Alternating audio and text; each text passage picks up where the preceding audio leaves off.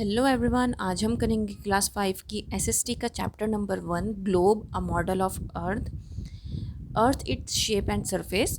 Shape, look at this picture of earth, what does it look like to you? A square, a cube और an orange?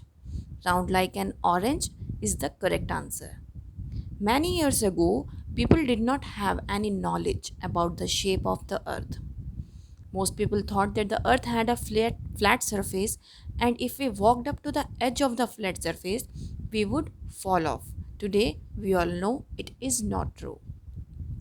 यहाँ पर सबसे पहले shape की बात की गई है कि आप इस पिक्चर में देखिए, जो आपको पिक्चर नज़र आ रही है कि इस पिक्चर में आपको अर्थ की जो शेप है वो किस तरीके से दिखाई दे रही है।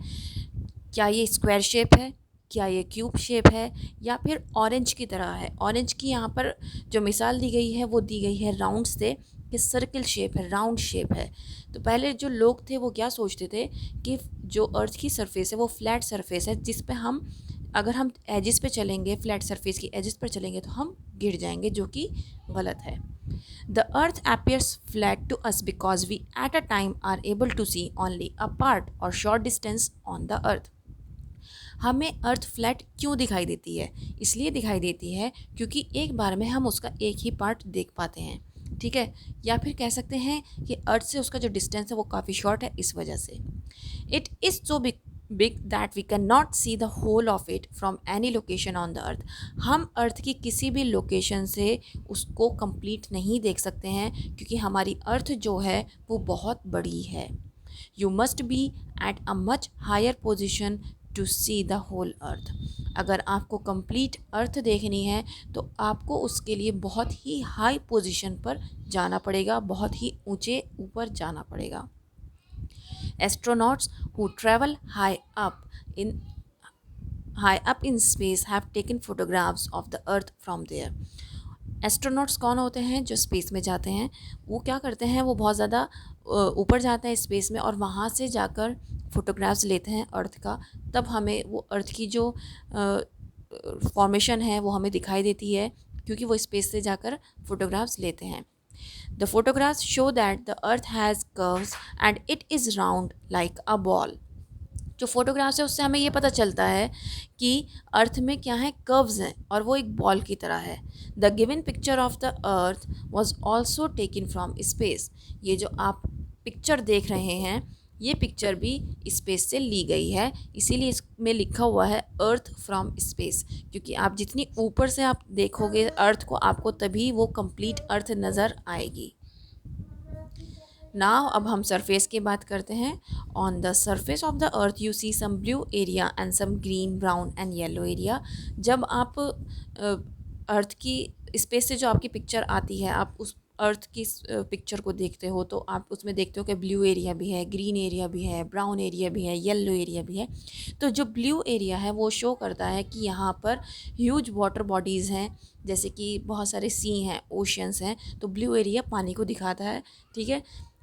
जो 71% है अर्थ की, वो कवर करती है वाटर से।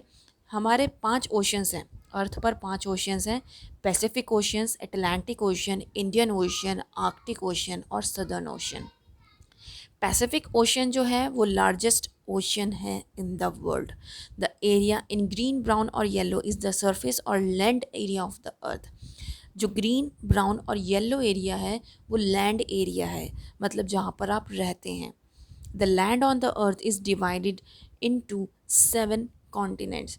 जो लैंड है, हमारी अर्थ की जो लैंड है वो 7 कॉन्टिनेंट्स में डिवाइड की गई है। वो 7 कॉन्टिनेंट्स कौन कौन से हैं? Asia, Africa, North America, South America, Europe, Australia और एंटार्क्टिका। अब आपको जो बातें ध्यान रखने वाली हैं वो ये कि कितने ओशंस हैं अर्थ पर? 5। और कितने कॉन्टिनेंट्स हैं? 7। ओशंस कौन कौन से हैं? Pacific Ocean, Atlantic Ocean, Indian Ocean, Arctic Ocean और Southern Ocean. And 7 continents are known as Asia, Africa, North America, South America, Europe, Australia and Antarctica. और जो मून पर सबसे पहले गया था वो कौन सा एस्ट्रोनॉट था? वो थे नील आर्मस्ट्रॉन्ग। इसको आपको याद रखना है। The globe, a perfect model of the अर्थ। अब ग्लोब जो एक परफेक्ट मॉडल है अर्थ का, अब उसके बारे में बात करते हैं। Since the earth is too large to be studied as a whole, geographers invented a model of the earth to help us study its surface. This model is called the globe.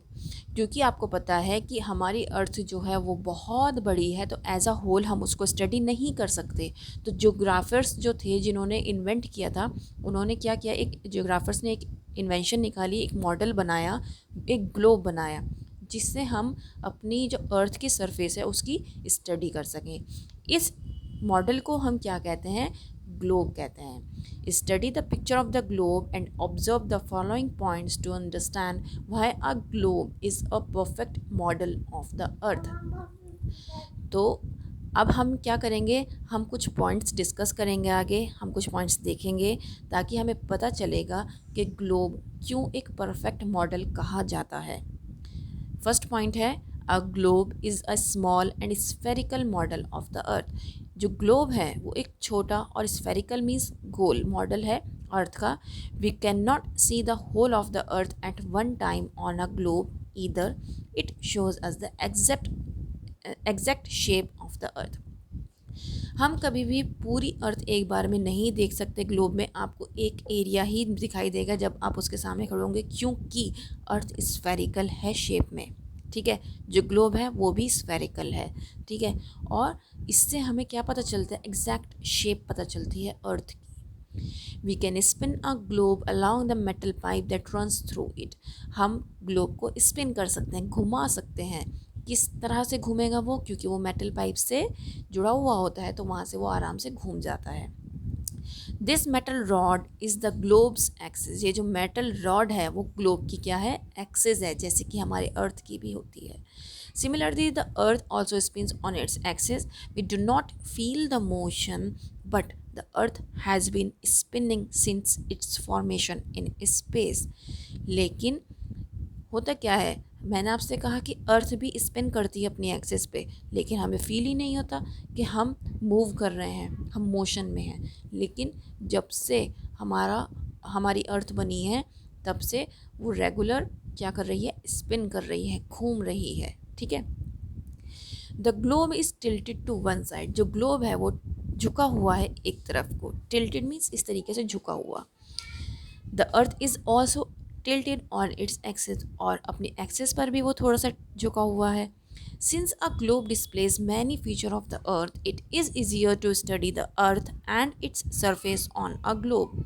क्योंकि globe बहुत सारे feature दिखाता है अर्थ के, तो हमारे लिए study करना बहुत आसान हो जाता है कि हम अर्थ की स्टडी ग्लोब से बहुत आसानी से कर सकते हैं। इसीलिए ग्लोब एक परफेक्ट मॉडल है अर्थ का। How are globes useful to us. Globe हमारे लिए यूज़फुल किस तरीके से हैं। एक तो ग्लोब स्फेरिकल है, जो हमने सबसे पहले बताया था, ठीक है।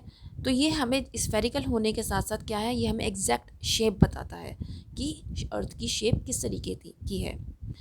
एग्जैक्ट डिस्ट्रीब्यूशन बताता है कि लैंड का डिस्ट्रीब्यूशन एग्जैक्ट कहाँ पर है, कितना है, वाटर बॉडीज़ कहाँ कहाँ हैं, लैंड कहाँ है, हमें इससे एग्जैक्टली पता चलता है। Using some imaginary lines, we can locate a country, city, town or village in any part of the earth। अगर हम कुछ इमेजिनरी लाइंस यूज़ करें तो हम बहुत सारी प्लेसेस को ढूंढ सकते हैं, वर्ल्ड के लोकेट कर सकते हैं। A globe gives accurate information about the distance between two places. एक ग्लोब की वजह से आप एक्यूरेट डिस्टेंस जो होती है आप वो मालूम कर सकते हैं, आप उसका पता लगा सकते हैं कि इस प्लेस से इस प्लेस का जो डिस्टेंस है, एक कंट्री से दूसरी कंट्री का डिस्टेंस कितना होगा। और ये हमें डायरेक्शन भी बताता है कि एग्जैक्ट डायरेक्शन क्या है। It also helps to understand the cycle of day and night.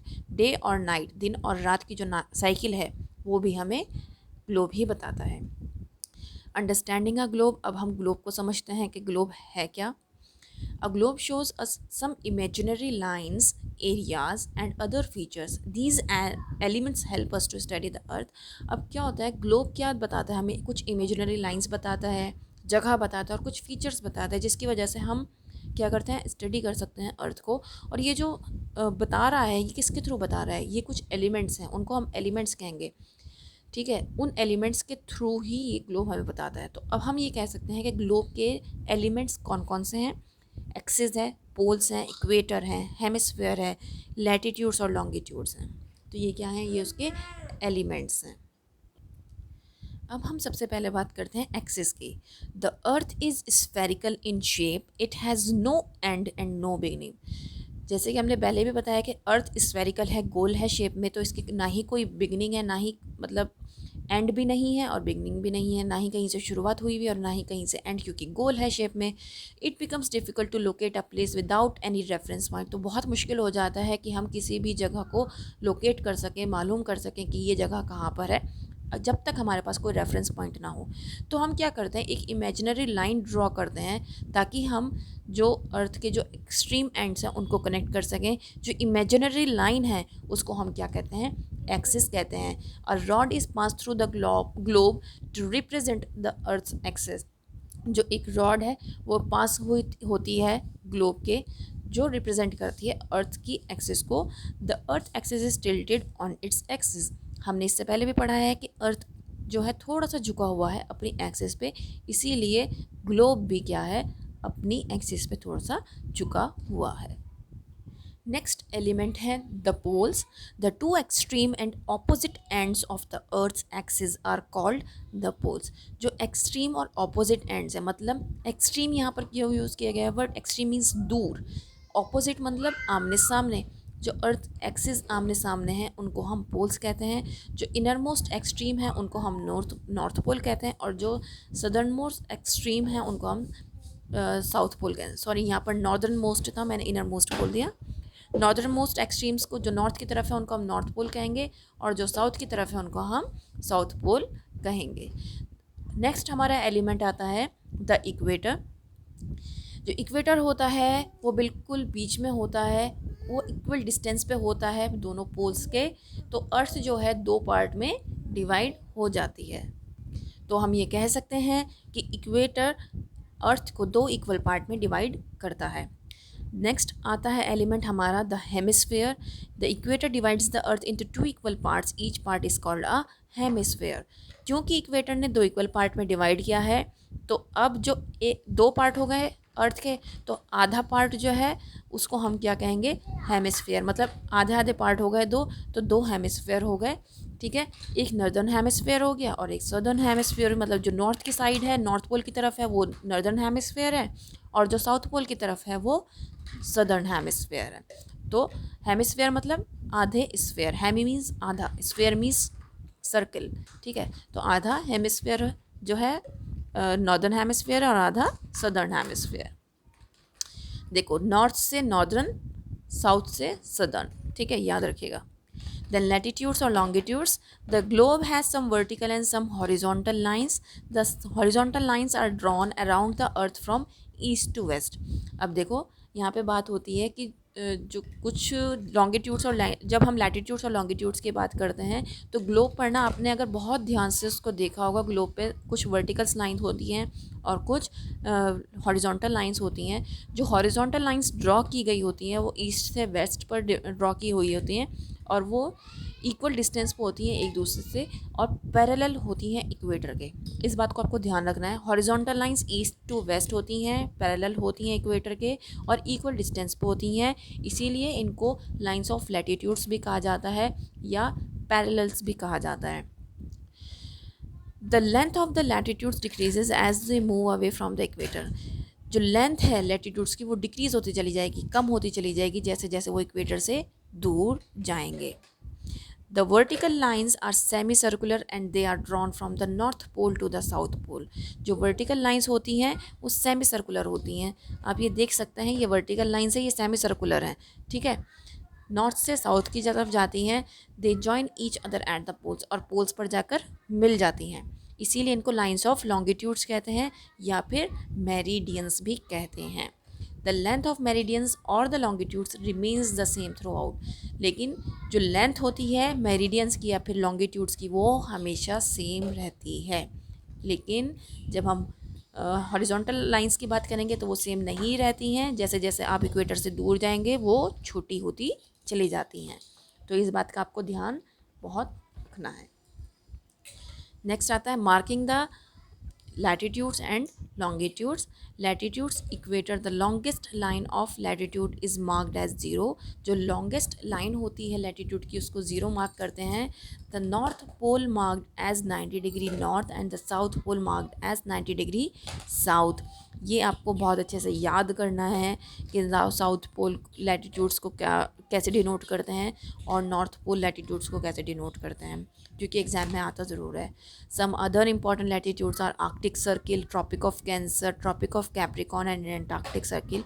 ये आपको इसकी जो वैल्यूज़ हैं वो आपको याद रहनी चाहिए. Latitudes help us in finding out how far a place is from the equator. जो ये लैटिट्यूड्स हैं इससे हमें पता चलता है कि जो प्लेस है इक्वेटर से कितनी दूर है, कि ट्रॉपिक ऑफ कैंसर कितना दूर है इक्वेटर से. नेक्स्ट आता है longitudes. In 1984 all the countries of the world chose the line of longitude passing through the old Royal Observatory at Greenwich near London as the starting point of the meridians. 1884 में सभी countries ने, world की सभी countries ने जो line of longitude है उसको क्या किया, पास किया. कहाँ से? Old Royal Observatory at Greenwich near London. मतलब यहाँ से स्टार्टिंग पॉइंट लिया मेरिडियन का, जिसको 0 मार्क किया गया और इसीलिए इसको ग्रीनविच मेरिडियन भी क्या कहा गया, या फिर प्राइम मेरिडियन भी हम इसको कहते हैं.